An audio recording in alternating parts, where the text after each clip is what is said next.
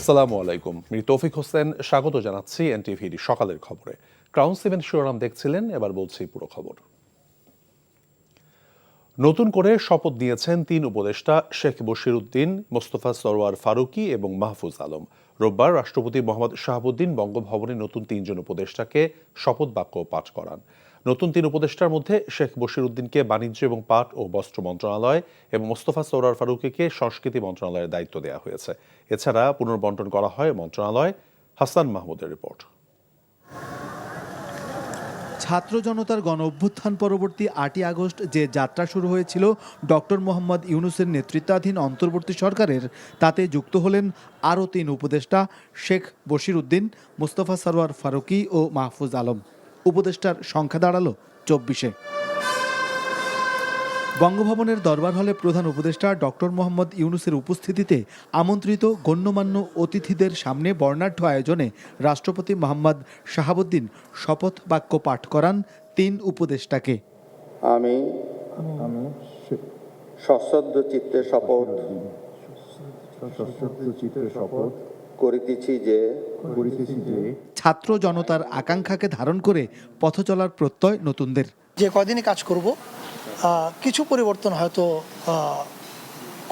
ঘটাতে পারবো, এবং যদি সেটা ঘটাতে পারি তাহলে মনে করব যে যেই উদ্দেশ্য নিয়ে আমি এসেছি সেটা সফল হবে।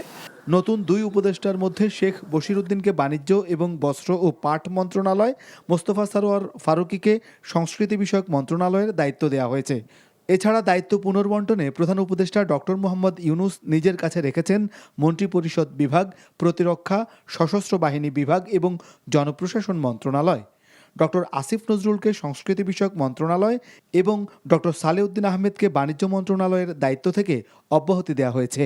এছাড়া হাসান আরিফকে ভূমি এবং বেসামরিক বিমান পরিবহন ও পর্যটন, আলী ইমাম মজুমদারকে খাদ্য, আসিফ মাহমুদ সজীব ভূঁইয়াকে যুব ক্রীড়ার সাথে স্থানীয় সরকার, পল্লী উন্নয়ন ও সমবায় এবং এম সাখাওয়াত হোসেনকে নৌ পরিবহন এবং শ্রম ও কর্মসংস্থান মন্ত্রণালয়ের দায়িত্ব বন্টন করা হয়েছে। Hasan Mahmud, NTV news, Dhaka. অন্তর্বর্তী সরকারের প্রধান উপদেষ্টা ডক্টর মোহাম্মদ ইউনূসের সঙ্গে সাক্ষাৎ করেছেন সেনাপ্রধান জেনারেল ওয়াকারুজ্জামান। রোববার তেজগাঁয়ের প্রধান উপদেষ্টার কার্যালয়ে প্রধান উপদেষ্টা ডক্টর মোহাম্মদ ইউনূসের সঙ্গে সাক্ষাৎ করতে যান সেনাপ্রধান জেনারেল ওয়াকারুজ্জামান। সাক্ষাৎকালে সেনাপ্রধান দেশের সার্বিক আইন শৃঙ্খলা পরিস্থিতি এবং সেনাবাহিনী কর্তৃক গৃহীত কার্যক্রম সম্পর্কে প্রধান উপদেষ্টাকে অবহিত করেন। এ সময় প্রধান উপদেষ্টা ডক্টর মোহাম্মদ ইউনূস সেনাবাহিনী প্রধানকে প্রয়োজনীয় দিক নির্দেশনা প্রদান করেন। বাংলাদেশ থেকে পাচার হওয়া বিলিয়ন ডলার পুনরুদ্ধার এবং বাংলাদেশ থেকে অভিবাসনের ব্যয় কমাতে সহায়তা করার জন্য সিঙ্গাপুর সরকারের প্রতি আহ্বান জানিয়েছেন প্রধান উপদেষ্টা অধ্যাপক মোহাম্মদ ইউনূস। রোববার তেজগাঁয়ের প্রধান উপদেষ্টার কার্যালয়ে প্রধান উপদেষ্টার সঙ্গে বাংলাদেশে নিযুক্ত সিঙ্গাপুরের হাইকমিশনার ডেরেক লো সৌজন্য সাক্ষাৎ করতে গেলে তিনি এই অনুরোধ জানান। বাংলাদেশ থেকে সিঙ্গাপুর সহ অনেক দেশে প্রচুর অর্থ পাচার করা হয়েছে উল্লেখ করে প্রধান উপদেষ্টা পাচারকৃত অর্থ ফেরত আনতে সিঙ্গাপুরের কাছে পূর্ণ সহযোগিতা চেয়েছেন। বাংলাদেশ থেকে কর্মী নিয়োগের খরচ উল্লেখযোগ্যভাবে কমানোর লক্ষ্যে ঢাকার সঙ্গে কাজ করার জন্য সিঙ্গাপুরের প্রতি আহ্বান জানান প্রধান উপদেষ্টা। পরে বাংলাদেশে নিযুক্ত লিবিয়ার রাষ্ট্রদূত আব্দুল মুতালিব এস এম সালিমান প্রধান উপদেষ্টার সঙ্গে সাক্ষাৎ করেন। দেশের উন্নয়নের জন্য লিবিয়া ডাক্তার এবং প্রকৌশলী সহ আরও বাংলাদেশি কর্মী নিয়োগ করতে ইচ্ছুক বলে প্রধান উপদেষ্টাকে অবহিত করেন রাষ্ট্রদূত।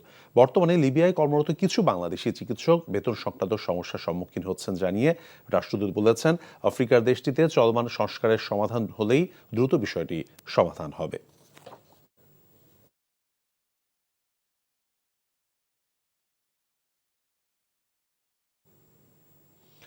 স্বৈরাচার আওয়ামী লীগকে প্রতিরোধ করতে শনিবার রাত থেকে গুলিস্তানে শহীদ নূর হোসেন চত্বর এবং আওয়ামী লীগের কার্যালয় সহ আশেপাশের এলাকায় অবস্থান কর্মসূচি পালন করেছে ছাত্র জনতা। রোববার সকাল থেকেই খণ্ড খণ্ড মিছিল নিয়ে 0 পয়েন্ট থেকে আওয়ামী লীগ কার্যালয় এবং এর আশেপাশের এলাকায় মহড়া দেন কয়েকটি রাজনৈতিক দলের নেতাকর্মীরা। এ সময় আওয়ামী লীগের 10 জন নেতাকর্মীকে আটক করে পুলিশের হাতে তুলে দেয় বিক্ষুব্ধ ছাত্র জনতা। এর আগে দিবসটি উপলক্ষে নূর হোসেন চত্বরে শ্রদ্ধা জানান পরিবার সহ বিভিন্ন রাজনৈতিক দলের নেতারা। এ সময় বক্তারা বলেন যে ত্যাগের বিনিময়ে স্বৈরাচারের পতন হয়েছিল সে প্রত্যাশা এখনো পূরণ হয়নি। স্বৈরাচার বিরোধী আন্দোলনে শহীদ নূর হোসেনের শাহাদাত বার্ষিকীতে আওয়ামী লীগের সভাপতি শেখ হাসিনার বার্তা দেয়া আওয়ামী লীগের কর্মসূচি বয়কট করেছে বিক্ষুব্ধ জনতা।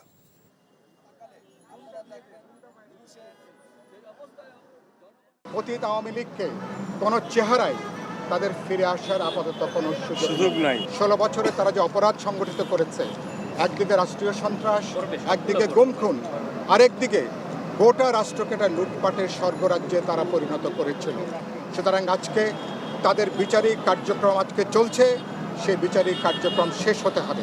আমি আওয়ামী লীগ, ছাত্রলীগ, যুবলীগকে ধন্যবাদ জানাচ্ছি যে তারা শেখ পরিবার, শেখ হাসিনাকে বয়কট করেছে। বাংলাদেশে যদি এই আওয়ামী লীগের প্রেতাত্মারা, আওয়ামী লীগের দোসররা ক্ষমা চেয়ে রাজনীতি করতে চায়, তাহলে তাদেরকে দুধ দিয়ে গোসল করে রাজনীতি করতে আসতে হবে। জুলাই আগস্টের গণহত্যার বিচারের আগে দেশে আওয়ামী লীগের রাজনীতি করার কোনো অধিকার নেই। বিচার শেষ হওয়ার আগে প্রকাশ্যে কর্মসূচি করতে চাইলে ফ্যাসিবাদী আওয়ামী লীগকে যে কোনো মূল্যে প্রতিহত করার ঘোষণা দিয়েছে বৈষম্য বিরোধী ছাত্র আন্দোলন।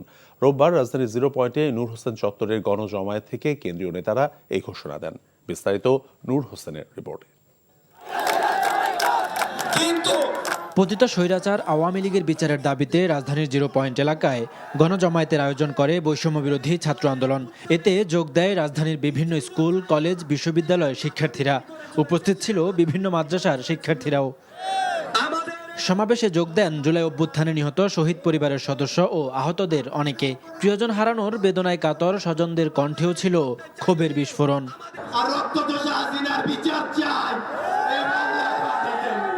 সমাবেশে গণ অভ্যুত্থানের নেতারা যে কোনো মূল্যে জাতীয় ঐক্য ধরে রাখার অঙ্গীকার করেন। ছাত্রলীগের মতো আওয়ামী লীগকেও নিষিদ্ধের দাবি তোলেন তারা। এই খুনি, এই ফ্যাসিস্ট শেখ হাসিনা এবং তার দোসর কি পরিমাণ বেহায়া, কি পরিমাণ নির্লজ্জ, পাখির মতো গুলি করে গত জুলাই আগস্ট মাসে তারা মানুষকে হত্যা করেছে। একটু পরিমাণ অনুশোচনা তাদের মধ্যে নাই। এই খুনি হাসিনাকে গণহত্যার দায়ে বাংলাদেশে নিয়ে এসে ফাঁসির দড়িতে ঝুলাইতে হবে। জুলাই আগস্টের গণহত্যার বিচারের আগে দেশে বিশৃঙ্খলা করতে চাইলে আওয়ামী লীগকে সর্বশক্তি দিয়ে প্রতিহত করার ঘোষণাও দেয় বৈষম্য বিরোধী ছাত্র আন্দোলন। আমরা যদি একসাথে থাকতে পারি, এসব সন্ত্রাসী সংগঠন কেন, খুনি হাসিনার কোন দোষরই শুধু গুলিস্তান 0 পয়েন্ট নয়, বাংলাদেশের কোথাও তার মাথা দেখাতে পারবে না। 5 আগস্টের পরবর্তী বাংলাদেশে গণহত্যার সাথে যারা জড়িত, আওয়ামী লীগ, ছাত্রলীগ, যুবলীগ, তাদের যতদিন না পর্যন্ত বিচার নিশ্চিত হয়, যতদিন না পর্যন্ত ছাত্র নাগরিক সিদ্ধান্ত নেয়, ততদিন পর্যন্ত তাদের জনসম্মুখে আসার কোন ধরনের অধিকার নেই। এদিকে ফ্যাসিবাদী অপশক্তির হুঙ্কারের প্রতিবাদে রাজধানীর শাহবাগ ও ঢাকা বিশ্ববিদ্যালয়ে পৃথক সমাবেশ করেছে জাতীয়তাবাদী ছাত্রদল এবং ইসলামী ছাত্র শিবির। ঐক্যবদ্ধভাবে ফ্যাসিবাদী অপশক্তিকে রুখে দেওয়ার কথা জানান ছাত্রনেতারা। ছাত্রদের সমাবেশগুলা এটাই প্রমাণ করে জাতি সবসময় আওয়ামী লীগের বিরুদ্ধে এক এবং ঐক্য। কোনোভাবে ফ্যাসিবাদের দোসরদের কোনো সুযোগ দেয়া যাবে না।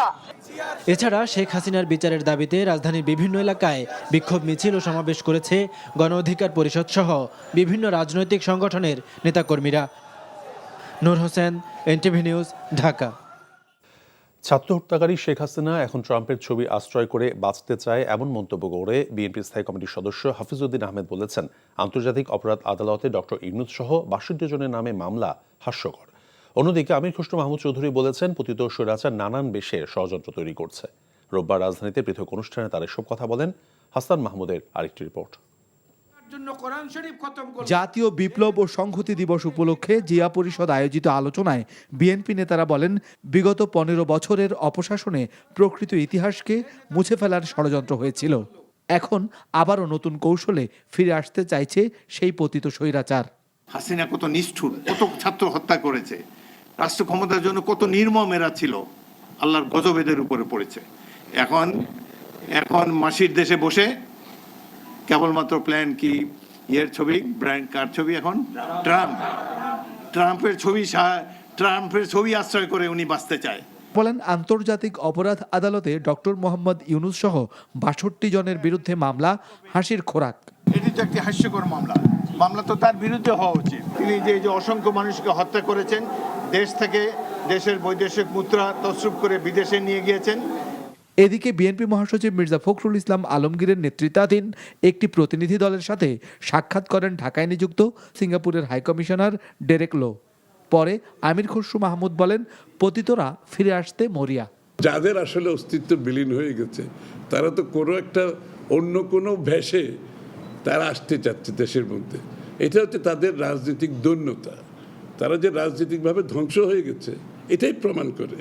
ট্রাম্পের বেশে কেন আসতে হবে, হিন্দুদের অত্যাচারের বেশে কেন আসতে হবে, কেন তারা রাজনৈতিক শক্তি হিসেবে এই অবস্থায় পৌঁছলো। জাতীয় প্রেস ক্লাবে জাতীয়তাবাদী গণতান্ত্রিক পার্টি আয়োজিত এক প্রতিবাদ সমাবেশ থেকে বক্তারা যৌক্তিক সময়ের মধ্যে নির্বাচন দাবি করেন। নির্বাচনের একটা ম্যাপ দেওয়া প্রয়োজন, সংস্কারও চলবে, নির্বাচনের প্রস্তুতিও চলবে। বক্তারা সব মিথ্যা মামলা প্রত্যাহারের দাবি জানান। Hasan Mahmud, NTV news, Dhaka. Zia orphanage trust দুর্নীতি মামলায় হাইকোর্টের দেয়া 10 বছরের কারাদণ্ডের রায়ের বিরুদ্ধে বিএনপি চেয়ারপারসন বেগম খালেদা জিয়ার করা লিভ টু আপিলের বিষয়ে আদেশ দেওয়া হবে আজ। এই আদেশের মাধ্যমে জানা যাবে জিয়া অরফানেজ ট্রাস্ট মামলায় উচ্চ আদালতের রায় নিয়ে বিএনপি চেয়ারপারসন খালেদা জিয়ার আপিল করার অনুমতি মিলবে কিনা। রোববার এই বিষয়ে শুনানি নিয়ে আপিল বিভাগের জ্যেষ্ঠ বিচারপতি মোহাম্মদ আশরাফুল ইসলামের নেতৃত্বাধীন 3 সদস্যের বেঞ্চ আদেশের এই দিন ঠিক করেন। 2018 সালের 8 ফেব্রুয়ারি বিশেষ জজ আদালত 5 রায় দেন। রায়ে সাবেক প্রধানমন্ত্রী খালেদা জিয়াকে 5 বছরের কারাদণ্ড ও অর্থদণ্ড দেয়া হয়। এই রায়ের বিরুদ্ধে একই বছর হাইকোর্টে আপিল করেন খালেদা জিয়া। এই আপিলের উপর শুনানি শেষে 2018 সালের 30 অক্টোবর হাইকোর্ট রায় দেন। রায়ে খালেদা জিয়ার সাজা বাড়িয়ে 10 বছরের কারাদণ্ড দেয়া হয়। গণঅভ্যুত্থানই বর্তমান অন্তর্বর্তী সরকারের বৈধতা দিয়েছে বলে জানিয়েছেন শ্রম এবং কর্মসংস্থান উপদেষ্টা আসিফ মাহমুদ সজীব ভুইয়া। রোববার সচিবালয়ে বর্তমান শ্রম পরিস্থিতি পর্যালোচনা বিষয়ক সমন্বয় সভা শেষে সাংবাদিকদের প্রশ্নের জবাবে তিনি কথা বলেন। বর্তমানে অধিকাংশ তৈরি পোশাক কারখানার পরিস্থিতি স্বাভাবিক, আর কয়েকটি কারখানায় বকেয়া পরিশোধের কাজ করা হচ্ছে বলেও জানান তিনি। আওয়ামী লীগের ফেসবুক পেজে পোস্ট সহ কয়েকটি মহল কর্মীদের উস্কে দিচ্ছে বলেও মন্তব্য করেন তিনি। রিপোর্ট করছেন রোকন উদ্দিন।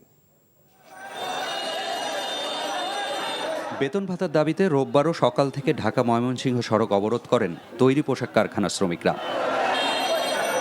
এমন বাস্তবতায় পোশাক কারখানার শৃঙ্খলা ফেরাতে শ্রমিক মালিকদের যৌথ 18 দফা ঘোষণার পর্যালোচনা সংক্রান্ত সচিবালয়ে এই বৈঠক শেষে শ্রম উপদেষ্টা বলেন, বিজিএমই এর সদস্যভুক্ত 2140টি তৈরি পোশাক কারখানার মধ্যে 2121টিতে নিম্নতম মজুরি বাস্তবায়ন ও 2123টি কারখানার কর্মীদের সেপ্টেম্বর পর্যন্ত বকেয়া পরিশোধ করা হয়েছে।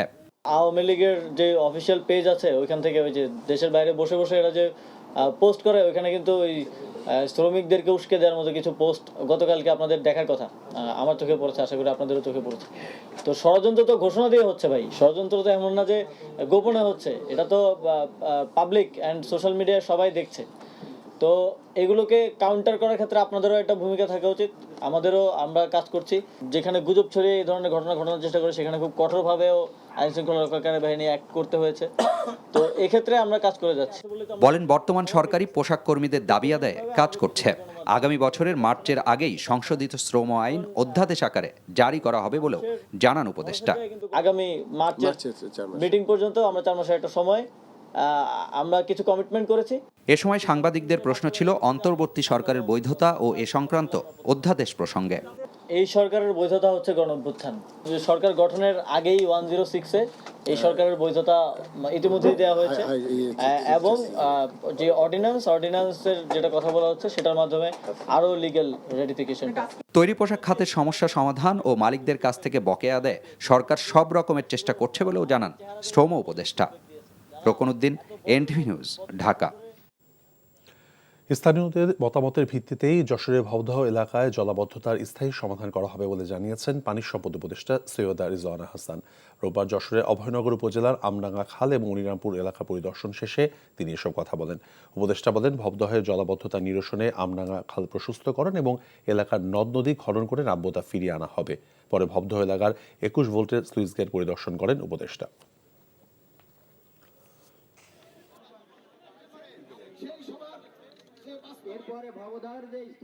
প্রথম কথা হচ্ছে, আমি সেই ব্যবস্থাই নিব যেটা এখানকার মানুষেরা চায়। এখানকার মানুষেরা চেয়েছে হচ্ছে আমডাঙ্গা খালটাকে প্রশস্ত করে দেওয়ার দাবি। আরেকটা হচ্ছে যে নদীগুলো নাব্যতা হারিয়েছে, যেখানে গিয়ে পানিটা নামবে সেই নদীগুলোর খনন করে দেওয়া। গ্রামীণ টেলিকম ভবনে হামলা এবং দখলের অভিযোগে গ্রামীণ ব্যাংকের সাবেক চেয়ারম্যান AKM সাইফুল মজিদ সহ ১৯ জনকে আসামি করে ঢাকা মেট্রোপলিটন ম্যাজিস্ট্রেট আদালতে মামলা দায়ের করা হয়েছে। রোববার ঢাকা মেট্রোপলিটন আদালতের বিচারক পার্থপ্রতিম মামলা গ্রহণ করেন। মামলাটি রাজধানীর শাহ আলী থানাকে তদন্ত করে FIR দায়ের করতে বলা হয়েছে। মামলায় অভিযোগ করা হয়, নোবেলজয়ী অর্থনীতিবিদ ডক্টর ইউনূসের গড়া প্রতিষ্ঠান গ্রামীণ টেলিকমের প্রধান কার্যালয়ে হামলা এবং দখল করার উদ্দেশ্যে চলতি বছরের 12 ফেব্রুয়ারি হামলা চালানো হয়। এই হামলার নেপথ্যে ছিলেন গ্রামীণ ব্যাংকের সাবেক chairman AKM Saiful Majid, barrister Masud Akhtar সহ অনেকেই। তাদের বিরুদ্ধে দখল, ভাঙচুর, লুটপাট এবং প্রতারণার অভিযোগ আনা হয়েছে।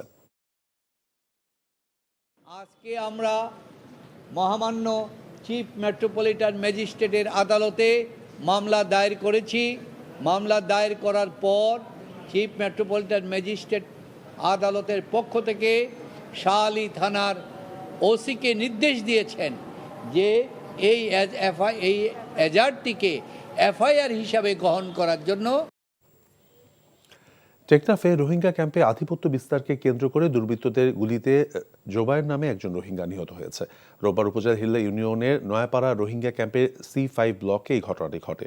পুলিশ জানায়, রাতে মোহাম্মদ জোবায়ের নিজ বাসার পাশে স্থানীয় কয়েকজনের সঙ্গে আড্ডা দিচ্ছিলেন। এ সময় একদল দুর্বৃত্ত তাকে লক্ষ্য করে কয়েক রাউন্ড গুলি ছোড়ে। এতে গুলিবিদ্ধ হন জোবায়ের। স্থানীয়রা এগিয়ে আসলে দুর্বৃত্তরা গুলি ছুটতে ছুটতে পালিয়ে যায়। জোবায়েরকে টেকনাফ উপজেলা স্বাস্থ্য কমপ্লেক্সে নিয়ে গেলে চিকিৎসক মৃত ঘোষণা করেন।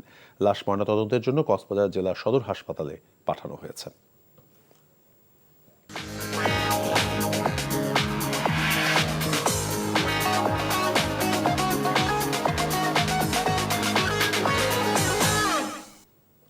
নগদ নিবেদিত অর্থনীতির খবর। চলতি অর্থ বছরের প্রথম 4 মাস জুলাই থেকে অক্টোবর সময়ে শুল্ক এবং নানা ধরনের কর থেকে রাজস্ব আদায়ে ঘাটতি রয়েছে 30,768 কোটি টাকা। জাতীয় রাজস্ব বোর্ড NBR এর সমসাময়িকের হিসাবে এই চিত্র উঠে এসেছে। জুলাই, আগস্ট, সেপ্টেম্বর, অক্টোবর কোনো মাসে মাসওয়ারি শুল্ক এবং কর আদায় করা সম্ভব হয়নি। প্রতি মাসে আদায়ের লক্ষ্য থেকে বেশ পিছিয়ে ছিল NBR। চলতি 2024-25 অর্থ বছরের প্রথম 4 মাসে NBR এর রাজস্ব আদায়ের লক্ষ্য ছিল 1,32,112 কোটি টাকা। তবে এই সময় আদায় হয়েছে 1,01,344 কোটি টাকা। জুলাইয়ের কোটা আন্দোলন, সাধারণ ছুটি, কারফিউ এবং 5 আগস্ট শেখ হাসিনার সরকারের পতন এবং পরবর্তীতে ভিন্ন পরিস্থিতিতে প্রভাবে রাজস্ব আদায় কম হয়েছে গত 4 মাসে। বগুড়ায় বর্ণাঢ্য আয়োজনের মধ্য দিয়ে পর্দা উঠল জিয়া ক্রিকেট টুর্নামেন্টের। রোববার শহীদ চান্দু স্টেডিয়ামে টুর্নামেন্টের উদ্বোধন করেন জাতীয় ক্রিকেট দলের সাবেক 2 অধিনায়ক তামিম ইকবাল ও আশরাফুল ইসলাম।